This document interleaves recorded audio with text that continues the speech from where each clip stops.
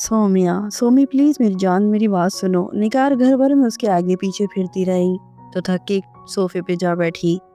ओहो अम्मी, मैंने कह दिया ना कि नहीं तो बस नहीं। जवाबन सोमी का वही इनकार।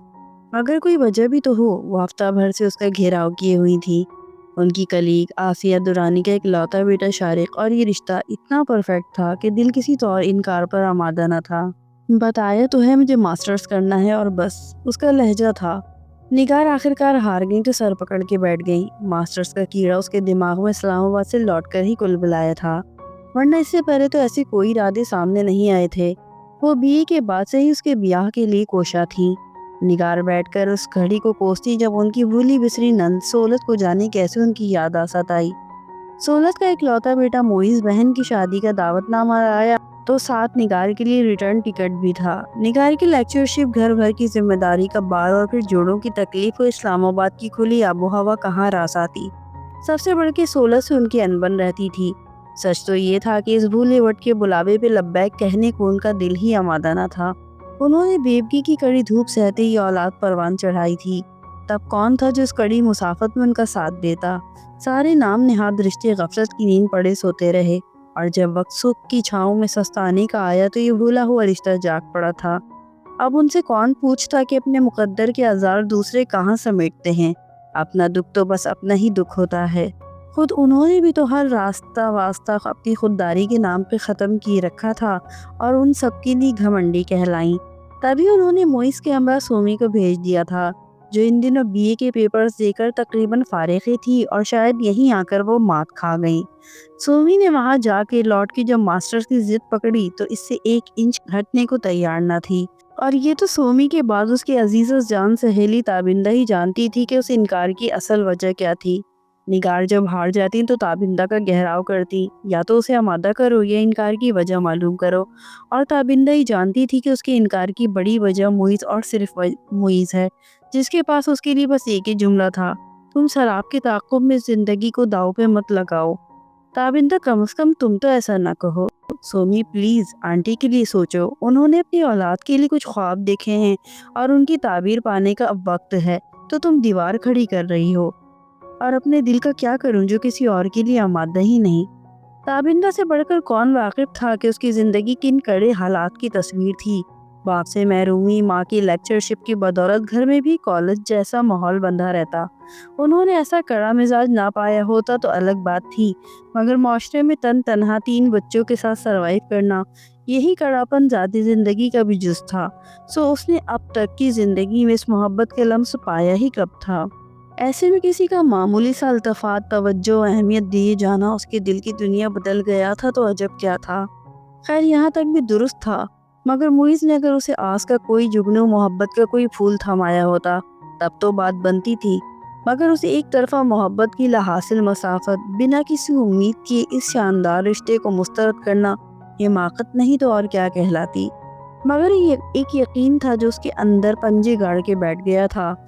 जिसने राह दिखा के उसकी मोहब्बत बख्शी, उसने उसका साथ भी कहीं ना कहीं ज़रूर लिख रखा होगा। तुम तो बस एक कोना संभालो और बैठी मोइस के नाम की माला जपती रहो। मेरी बात लिख के रख लो, ये एक तरफा मोहब्बत तुम्हें कहीं का नहीं रहने देगी। ताबिंदा भड़क उठी, और उसे सबसे बढ़कर अपने जज्बे की रास्ते पे यकीन था। भला कहाँ इस्लामाबाद और वहाँ बसने वाले सोलत फुप्पो का, और अब तक हर रिश्ते से बस नाम की वाकफियत थी। कुछ तो वजह थी, यूं ही तो नहीं भूली बिसरी फुप्पो के दिल में उसकी याद ने अंगड़ाई ली कि शायद रब ने अता की होगी, कोई मुहरिक बनाया था जो एक भूला बिसरा राही इधर आन भटका। ताबिंदा झिल्लाकर उठ खड़ी हुई और सोमी मुस्कुरा के आंखें मूंद गई। मोहब्बत का एक दिलकश ख्वाब, जो दिल था कि इस ख्याल से हटकर कहीं और भटकने पे आमादा ही न था। मुइज़ की चाहत का नक्श और इस्लामाबाद की खुली आबो हवा, वहाँ गुजारे हुए वक्त ने ही उसे एहसास दिलाया कि ज़िंदगी का एक रुख ये भी है। उसे लगता वो ताज़ा खुली हवा में सांस ले रही है। क्या साफ शफाफ हल्का फुल्का माहौल था सोलत पोपो के घर का, और वहाँ के मकीन जैसे सारे जहान की नरमी, ठहराव, हलावत उस घराने के रवैये में आन बसी थी। हर एक दूसरे का ख्याल, सबसे बढ़कर पैसे की फरावानी, और वो मुइज़, शायद कभी वो आइडियल तराशती तो ऐसा ही होता। कैसी नरमी, तहजीब व हलावत भरे लहजे में बात करता। एक बड़े भैया थे, उन सबका दिल उनकी तेवरी के बल में ही पड़ा रहता। अम्मी का हर ख्वाब उनसे वाबस्ता था। ان کی بینکنگ کے اعلیٰ تعلیم کے لیے ان کی انکم کا بڑا حصہ جاتا اور ان کا کڑا لہجہ اور رویہ، مگر پھپھو کیسی سوبر باوقار اور دریا دل تھی۔ نہ بجٹ مینٹین رکھنے کے لیے خواہشات کا قتل عام، نہ گھر بھر میں کالج کا سر لگا بندہ ماحول۔ اس کی کزن فرحین اب تک پھپھا جان کے کندھے سے لٹک کر فرمائشیں گنواتی اور وہ دونوں اولاد کی ایک پکار پہ لبیک کہا اٹھتے۔ پھپھو جان ہر ویکینڈ پر گھر بھر کو آؤٹنگ کے لیے لے کر جاتے۔ فرحین میں تو ان کی جان تھی۔ سولت پھپھو نے فرحین کو اس کی جہیز کی ہر چیز اس کی پسند سے دلوائی تھی۔ اس نے بھی دل بھر کے شاپنگ کی تھی۔ ان سب کو کہاں میسر تھیں یہ دلداریاں؟ بھیا تک تو خیر تھی، سومیا اور رانیہ ہزار بار دل کو مارتی، اور اب معاملہ زندگی کے فیصلے کا تھا تو وہی امی کا کڑا رویہ اور مزاج کا کرارا پن۔ ان کی کلیگ آسیہ درانی نے کسی چاہ اور مان سے سومیا کا ہاتھ اپنے لائق فائق اکلوتے بیٹی شارق کے لیے مانگا تھا، جو MBA کرنے کے بعد کسی غیر ملکی فرم میں اکاؤنٹنٹ تھا۔ سومیا کو بیاہ کر وہیں سدھارنا تھا، انہیں اور کیا درکار تھا؟ شارق کا رشتہ اتنا پرفیکٹ تھا کہ انکار کے لیے جواز میسر تھا، نہ دل آمادہ تھا۔ سومیا، کچھ تو میری مشکلات کا خیال کرو، تمہارے بعد مجھے رانیہ کے لیے بھی تو سوچنا ہے۔ تبھی تو اس نے برملا کہا، تو آپ رانیہ کی ہی کر دینا، اسے بھی تو آخر آپ نے بیانا ہی ہے۔ اور نگار اسے تکتی رہ گئی، ان کی بات اس کے دل کو لگی۔ رانیہ نے انٹرویو مشکل کیا تھا، فیشن زمانے بھر کی کروا لو، اور جب طے تھا کہ کچھ اور کرنا ہی نہیں تھا تو پھر ایک شادی ہی رہ جاتی تھی۔ اور رانی کو بھی تو آخرکار انہوں نے بیانا ہی تھا۔ وہ جانے کس طرح آسیہ درانی کو اس تک لے آئیں، اور پھر رانی کی جھٹ منگنی اور پٹ بیاہ ہو گیا۔ اور تابندہ نے سومیا کو فون پر کیا رکھ رکھ کے سنائی تھی، مگر وہ مسکراتی ہی رہی۔ دل کو موئز کا نام الاپتے رہنے کی عادت ہو گئی تھی۔ زندگی جیسے ان چند دنوں میں سمٹ کر رہ گئی تھی جب موئز نے رفتہ رفتہ دل کے ایوانوں میں قدم رکھا تھا۔ وہ فرحین کی رسم کے لیے زرد گھیردار لمبی فراک، کانوں میں جھمکیاں ڈالتی، اجرت میں کوریڈور عبور کرتی ہوئی بے اختیار موئز سے ٹکرائی تو شوخی و شرارت سے بھرا اس کا بس ایک جملہ سومیا کے دل کی اتھل پتھل کر گیا کہ ارے یہ تم ہو یا کوئی آسمان سے اتری حور؟ شاید اس رات اس نے خود کو پہلی بار آئینے میں بغور دیکھا تھا۔ بلا شبہ وہ خوبصورت تھی، مگر کبھی کسی نے بتایا ہی نہیں تھا، اور سراہنا کس کو کہتے ہیں پہلی بار ہی پتہ چلا تھا۔ پھر وہ اکثر یوں ہی آتے جاتے اس پہ فقرے کستا، تم سچ مچ آسمان سے اتری ہوئی کوئی مخلوق ہو جو بھٹک کر ارم پیلس میں آ گئی ہو۔ کبھی کہتا ارے پرنسس خبردار، جو تم اپنی دنیا میں لوٹی کہیں کوئی ظالم دیو تمہیں اڑا نہ لے جائے۔ اگرچہ وہ خود چھا جانے والی دلکش شخصیت کا مالک تھا، شاید یہ تبسم و تکلم اس کی عادت ہی رہا ہو، وہ جسے پیار کا انداز سمجھ بیٹھی تھی، مگر سولت پھوپھو کے گھر کا ہلکا پھلکا ماحول اس کے اندر اتر گیا ہو، جیسے سب مل کر ہنستے گاتے، موج میلہ کرتے، محفل جماتے، اور کبھی جو گھر کو یاد کر کے اس کی پلکیں بھیگنے لگتی تو موئز کی گردان، ٹکٹ منگاؤ میں کراچی جاؤں گا، ٹکٹ منگاؤ کراچی جاؤں گا، اور فرحین اسے چڑھاتی، کیوں کراچی تمہارا سسرال لگتا ہے کیا؟ وہ روانی میں کہہ گئی تھی اور سومیا کا دل دھک دھک کرنے لگا۔ تب سولت نے محبت سے اسے سمیٹ لیا تھا، اے موئز، میری بیٹی کو تنگ نہ کیا کرو۔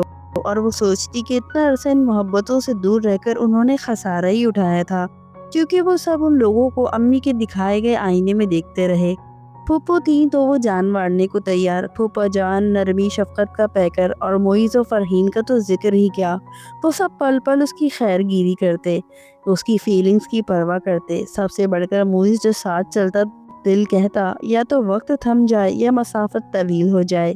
وہ اپنے خول میں بند لیے دیے رہنے والی حساس لڑکی تھی جو اس اہمیت اور اپنائیت پر سچ مچ اپنا آپ بھول بیٹھی تھی۔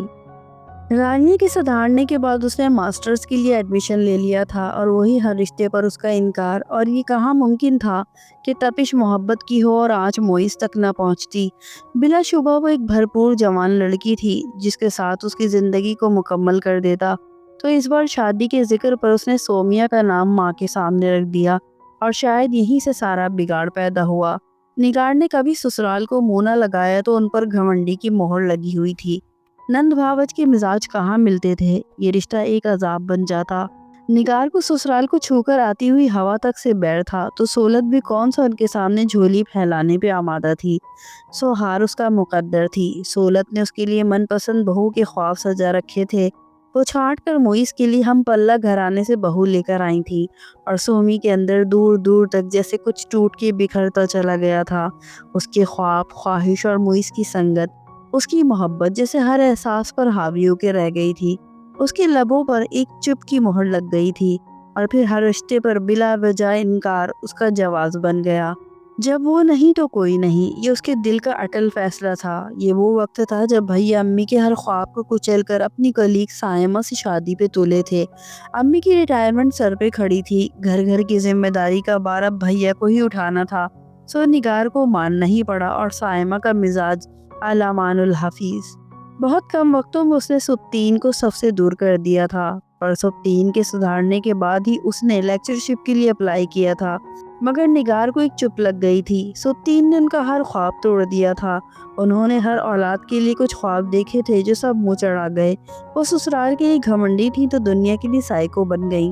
रफ्ता रफ्ता उन्होंने खुद को गोशा नशीन कर लिया। सब कुछ एक तवातर से होता चला गया तो मानो सोमिया के इनकार को एक जवाब मिल गया। अम्मी की देखभाल, घर की जिम्मेदारी का भार, वो खुद की जानिब बढ़ने वाला हर हाथ, हर सवाल रद्द करती चली गई। दिल था कि अपनी डगर भूलता ही न था। मोइस की चाहत के रंग इतने अनमिट थे कि कभी मध्यम तक पढ़ के ना दिए थे। जाने कितना वक्त बीता, कितने मौसम गुजरे, एक उसकी ना हाँ में ना बदली। एक ज़माना उसकी अजमत को सलाम करता। उसका साफ और शफाफ किरदार कोई मामूली बात नहीं थी। वक्त का पहिया चल रहा था, कुछ गुजर गई थी, कुछ गुजर जानी थी। यही उसका फैसला था और शायद यहीं आकर वक्त की रविश बदलनी दर्ज थी। ये उसके जज्बे की रास्ते थी, मोहब्बत की इंतहा कहीं थी तो और क्या था। वो जिंदगी के उन्हें घटते बढ़ते दिनों में से एक दिन था जब 16 सोमिया के लिए दामन फैलाई चली आई। वक्त ने उनकी आन का बुत तोड़ दिया था। उनकी मनपसंद बहू ने उन्हें तिगनी का नाच नचाया। आखिरकार शिकस्त उनका मुकद्दर थी। सोमिया उनके लिए बेहतरीन बहू साबित होगी, ये बात आखिर उनकी समझ में आ ही गई। सोमिया और मुइस का मिलन एक कड़ी मसाफत के बाद ही मुमकिन हो सका था। ये सब यूं ही होना लिखा था, सो यूं ही होकर रहा। शायद ये फैसले बहुत पहले कहीं हो चुके होते हैं। मोहब्बत एक वसीला है। कुदरत जब किसी का साथ लिख देती है तो उसका एक वक्त भी मुकर्रर होता है और तब तक कोई ना कोई वजह बन के सामने खड़ी रहती है और ये बात काफ़ी देर से समझ में आती है।